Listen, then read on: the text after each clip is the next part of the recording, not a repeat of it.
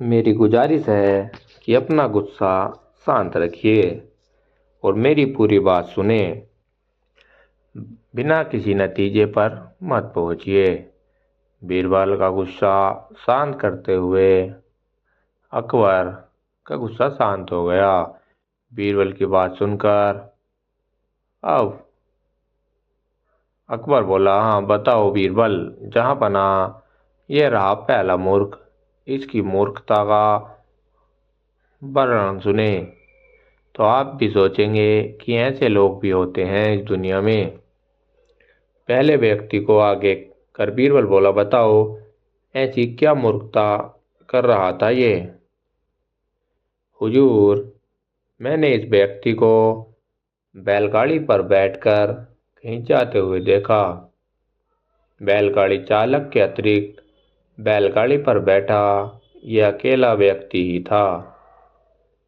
जिस पर भी इसने अपनी गठरी सिर पर लाद रखी थी।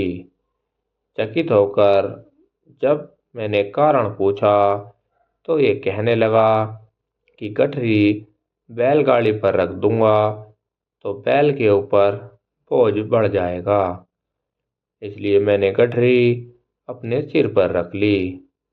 अब इसे मूर्खता नहीं कहेंगे तो क्या कहेंगे।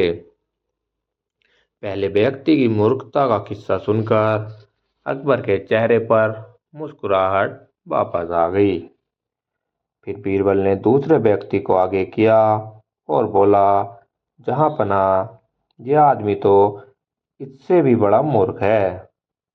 एक दिन मैंने देखा कि यह अपने घर की छत पर भैंस लेकर जा रहा है। मुझे आश्चर्य हुआ तो मैंने पूछ लिया, लेकिन फिर इसका जवाब सुनकर मैंने तो अपना सिर ही पीट लिया। इसने बताया कि इसके घर की छत पर घास उग आई है, इसलिए ये भैंस को छत पर ले जाता है ताकि वहां घास खा सके। घास काटकर ये भैंस को लाकर खिला सकता है, लेकिन ये मूर्ख भैंस को ही छत पर ले जाता है। ऐसा मूर्ख कहीं देखा है आपने? वाकई इन दोनों की कारस्तानी बेवकूफाना है। अब बाकी के दो मूर्खों को पेश करो। अकबर बोले,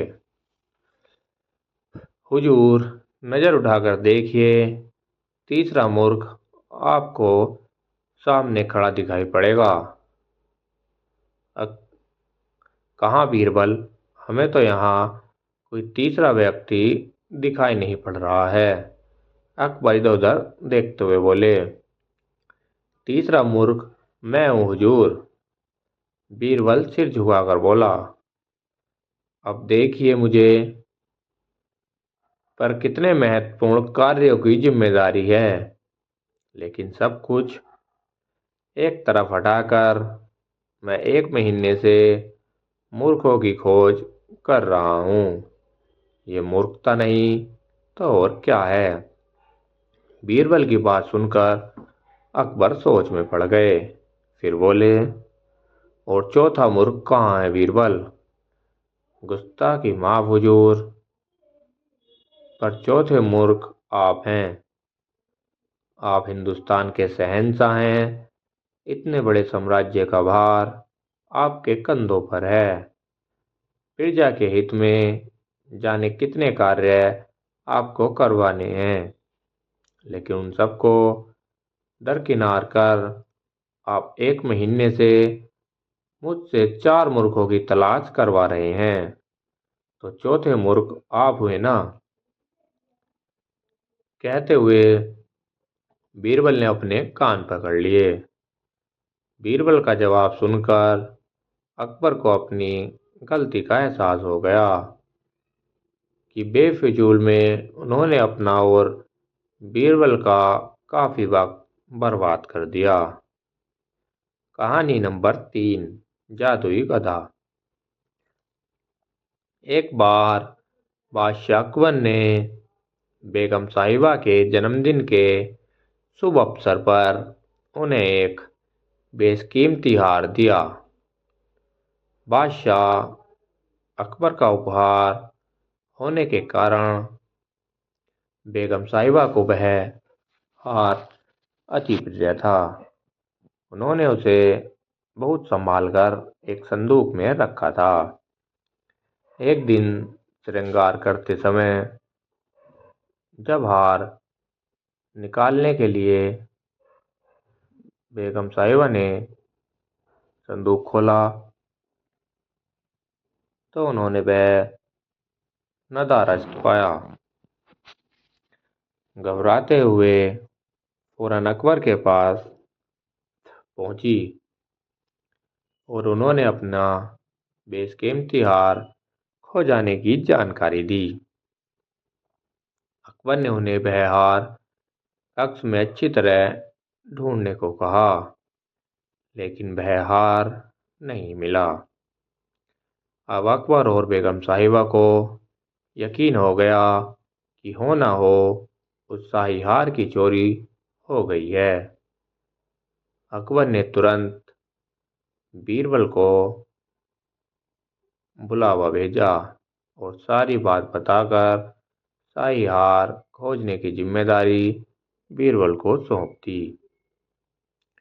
बीरबल ने बिना देर किए राजमहल के सभी सेवक सेविकाओं को दरबार में हाजिर होने का फरमान जारी करवा दिया। कुछ ही देर में दरबार लग चुका था। अकबर अपनी बेगम साहिबा के साथ शाही तख्त पर विराजमान थे। सभी सेवक सेविकाएं दरबार में हाजिर थीं। बस बीरबल नजर नहीं आ रहे थे। सब बीरबल के आने का इंतजार करने लगे, लेकिन 2 घंटे बीत जाने पर भी बीरबल नहीं आया। बीरबल की इस हरकत पर अकबर आग बबूला होने लगे। दरबार में बैठने का कोई औचित्य न देख वे बेगम साहिबा के साथ उठकर वहां से जाने लगे। ठीक उसी वक्त बीरबल ने दरबार में प्रवेश किया। उसके साथ एक गधा भी था। विलम्ब के लिए अकबर से माफी मांगते हुए बीरबल बोला, जहां पनाह माफ कीजिए, इस गधे को खोजने में मुझे समय लग गया। सबकी समझ से परे था कि अकबर अपने साथ वो गधा दरबार में लेकर क्यों आया।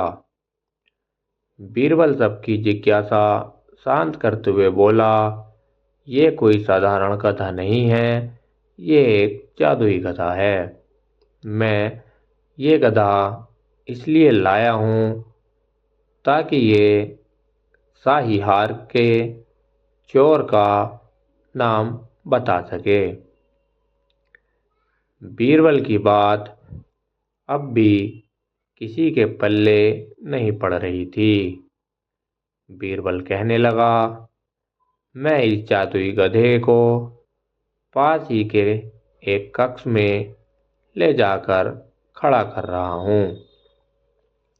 एक एक कर सभी सेवक सेविकाओं को उस कक्ष में जाना होगा और इस गधे की पूंछ पकड़कर जोर से चिल्लाना होगा कि उसने चोरी नहीं की है।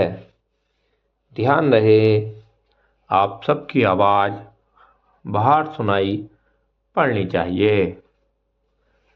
अंत में ये गधा बताएगा कि चोर कौन है।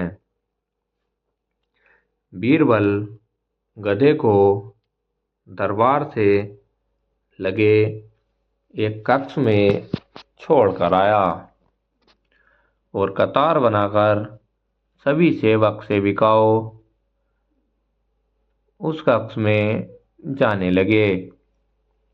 सबके कक्ष में जाने के बाद बाहर से आवाज आती है,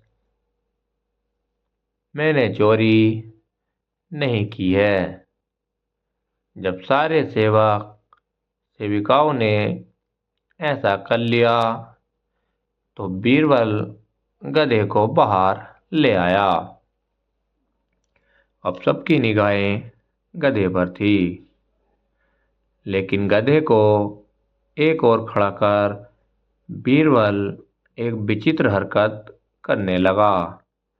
वह सभी सेविकाओं के पास जाकर उनसे हाथ आगे करने को कहता और उसे सूंघता। बादशाह अकबर और बेगम सहित सभी हैरान थे कि आखिर बीरबल ये क्या कर रहा है। तभी बीरबल एक सेवक का हाथ पकड़कर जोर से बोला, जहां पना ये है शाही हार का चोर। तुम इतने यकीन से ऐसा कैसे कह सकते हो? बीरबल, क्या इस जादुई गधे ने तुम्हें इस चोर का नाम बताया है? आश्चर्यचकित अकबर ने बीरबल से पूछा। बीरबल बोला, नहीं हुजूर, ये कोई जादुई गधा नहीं है। यह एक साधारण गधा है। मैंने बस इसकी पूंछ पर एक खास किस्म का इत्र लगा दिया था। जब सारे सेवक सेविकाओं ने इसकी पूंछ पकड़ी तो उनके हाथ में उस इत्र की खुशबू आ गई, लेकिन इस चोर ने डर के कारण गधे की पूंछ पकड़ी ही नहीं। वह कक्ष में जाकर बस जोर से चिल्लाकर बाहर आ गया, इसलिए इसके हाथ में उस इत्र की खुशबू नहीं आ पाई।